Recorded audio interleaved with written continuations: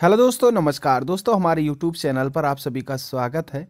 अगर अभी तक आपने हमारा चैनल सब्सक्राइब नहीं किया है तो प्लीज़ इसे सब्सक्राइब कर लीजिए, क्योंकि यहाँ पर आपको सभी विषयों का प्रैक्टिस सेट मिल जाएगा जो परीक्षा की दृष्टि से अति महत्वपूर्ण है।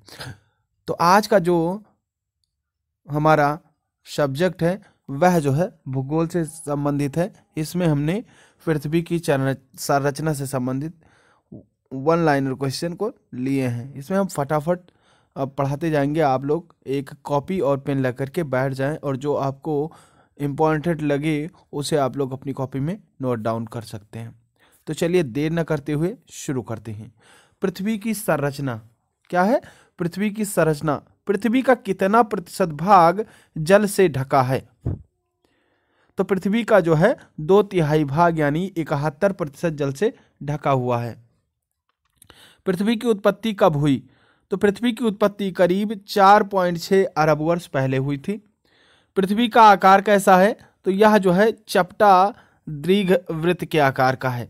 पृथ्वी का ध्रुवीय व्यास उसके विषुवतीय व्यास से कितना कम है? तो उसके विषुवतीय व्यास से जो है 42 किलोमीटर कम है। ठीक है, नेक्स्ट है,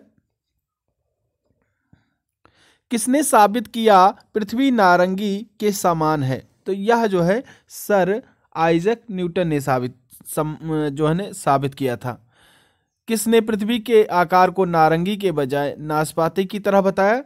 तो जेम्स जीन ने जो है इसको नारंगी के बजाय नाशपाती के आकार का बताया था। पृथ्वी के अंदर के हिस्से को कितने भागों में बांटा गया है? तो पृथ्वी के अंदर के हिस्सों को 3 भागों में बांटा गया। पहला क्या है?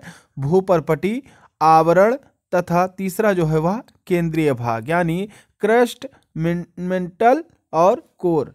यह 3 भागों में पृथ्वी को अंदर से बांटा गया है।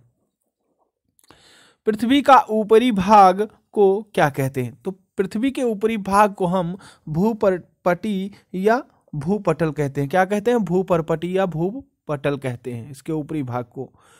भूपटल कितने बड़े क्षेत्र में फैला है? तो भूपटल जो है यह 34 किलोमीटर अंदर तक फैला हुआ है। भूपटल मुख्य रूप से किससे बना है? तो भूपटल जो है मुख्य रूप से अवसादी और ग्रेनाइट चट्टानों से मिलकर के बना हुआ है। भूपटल की रचना किन पदार्थों से हुई है? तो भूपटल की रचना जो है वह सियाल और सीमा से मिलकर के बनी हुई है। यह भूपटल के भाग हैं। कौन? सियाल, सीमा और एक निफे भी है। यह तीनों जो है भूपटल के भाग है। नेक्स्ट क्वेश्चन है, सियाल शब्द का प्रयोग सबसे पहले किसने किया था? तो सियाल शब्द का सबसे पहले प्रयोग जो है डेली महोदय ने किया था।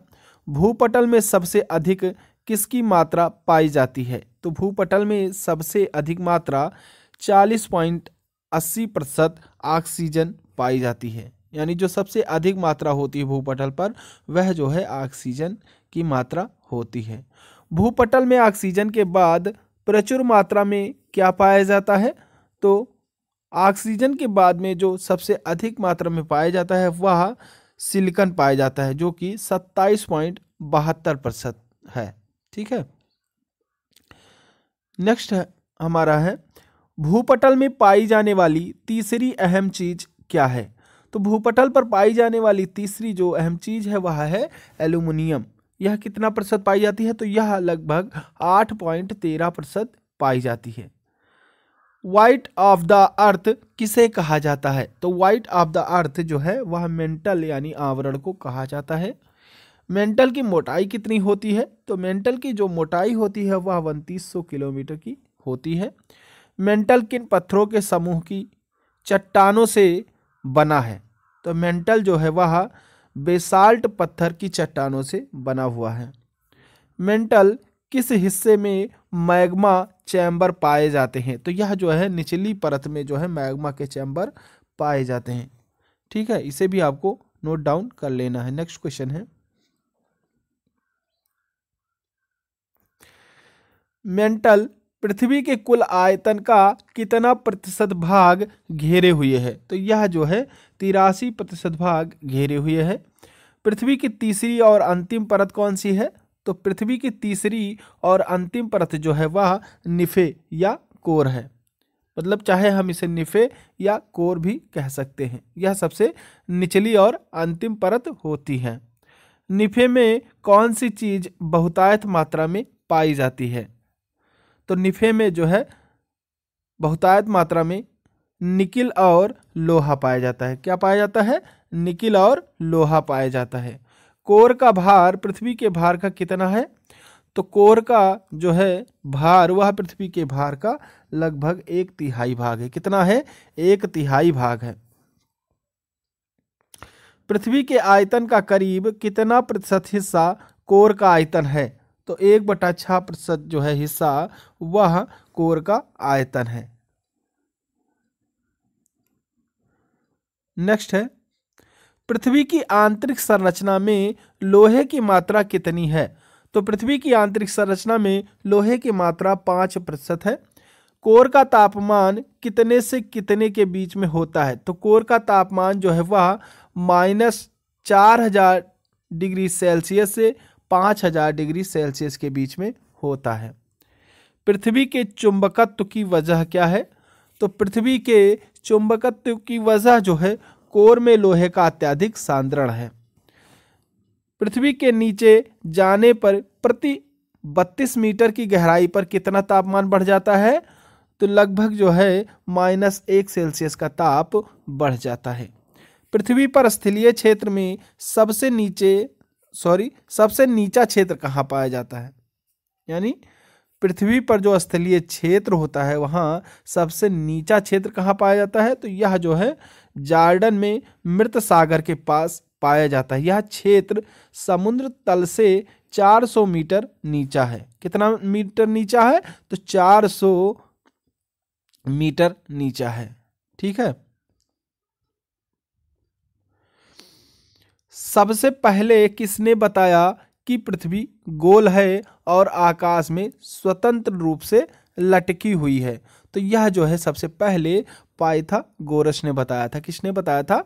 पाइथागोरस ने बताया था कि पृथ्वी जो है वह गोल है और आकाश में स्वतंत्र रूप से लटकी हुई है। इसे आप लोगों को नोट डाउन कर लेना है। नेक्स्ट है, पृथ्वी का सर्वाधिक ऊंचा स्थान कौन सा है? तो पृथ्वी का जो सबसे ऊंचा स्थान है वह माउंट एवरेस्ट है। क्या है? Mount Everest. यह जो है नेपाल में पड़ता है। इसकी ऊंचाई कितनी है? 8848 किलोमीटर। क्वेश्चन भी कह रहा है माउंट एवरेस्ट की ऊंचाई समुद्र तल से कितनी है? तो 8848 मीटर है। ठीक है। समुद्र का सबसे गहरा भाग कौन सा है? तो समुद्र का सबसे गहरा भाग मोरियाना की खाई में चैलेंजर गर्त है, जो कि प्रशांत महासागर में पड़ता है। ठीक है। नेक्स्ट टॉपिक हमारा स्टार्ट होता है, वह है ब्रह्मांड एक झलक में। ब्रह्मांड से संबंधित कौन कौन से क्वेश्चन पूछे जाते हैं और कौन से क्वेश्चन आते हैं, यह मैंने इसमें लिए हुए हैं। इसको आप लोगों को ध्यान से देख लेना है। ब्रह्मांड एक झलक में बस मोस्ट इंपॉर्टेंट क्वेश्चन मैंने लिए हैं। ठीक है। ब्रह्मांड की उत्पत्ति आज से कितने वर्ष पूर्व हुई है? तो ब्रह्मांड की उत्पत्ति जो है आज से 13.7 अरब वर्ष पहले बिग बैंग की घटना से हुई है। बिग बैंग की घटना से हुई है। ठीक है। ब्रह्मांड की उत्पत्ति से सिद्धांत के प्रतिपादक कौन थे? तो उसके सिद्धांत के प्रतिपादक वह जो है बेल्जियम के एक खगोलविद थे, जिनका नाम AB जॉर्ज लेमेटेरिया था। ठीक है। इसको हम अपनी जो है किसी दूसरे वीडियो में बहुत ही विस्तार पूर्वक पढ़ाएंगे, तो इस चीज़ के लिए आप हमारे चैनल को सब्सक्राइब कर रखिएगा। हम बहुत जल्द ही वो क्लास लेकर के आएंगे जो कि विस्तार से पढ़ाएंगे उसमें। अभी तो हम सिर्फ मतलब टॉपिक वाइज आपको फटाफट पढ़ाते जा रहे हैं, बस इम्पॉर्टेंट क्लास। बाकी नोट्स वाली क्लास हम अगले वीडियो में देंगे आपको। ठीक है। तो प्रायद्वीपीय ब्रह्मांड किसे कहा जाता है? तो यह जो है मंदाकिनी यानी गैलेक्सी को कहा जाता है। आकाश गंगा किसे कहते हैं? तो आकाश गंगा जो है मंदाकिनी को कहते हैं। किसे कहते हैं? मंदाकिनी को कहते हैं। आकाश गंगा को हम मिल्की वे के नाम से भी जानते हैं। ठीक है। और मंदाकिनी को गैलेक्सी के नाम से जानते हैं। तो अगर आपसे मिल्की वे पूछे कि मिल्की वे किसे कहते हैं, तो आप गैलेक्सी बताएंगे और मंदाकिनी भी बता सकते हैं। आकाश गंगा पूछे तो मंदाकिनी या गैलेक्सी, ऐसे आप लोगों को जो भी ऑप्शन में दिया हो उस पर आप टिक करके सही आंसर कर सकते हैं। हमारी आकाश गंगा की आकृति कैसी है? तो हमारी आकाशगंगा की आकृति जो है वह सर्पिलाकार है। कैसी है? सर्पिलाकार है। आकाशगंगा को सबसे पहले किसने देखा था? तो आकाशगंगा को सबसे पहले गैलीलियो ने देखा था। अब यहाँ पर बात आती है कि गैलीलियो ने कैसे देखा था? तो गैलीलियो ने जो है दूरबीन का आविष्कार किया था। तो किसने दूरबीन का आविष्कार किया था? गैलीलियो ने ही दूरबीन का आविष्कार किया था और इन्होंने ही आकाशगंगा को सबसे पहले देखा था।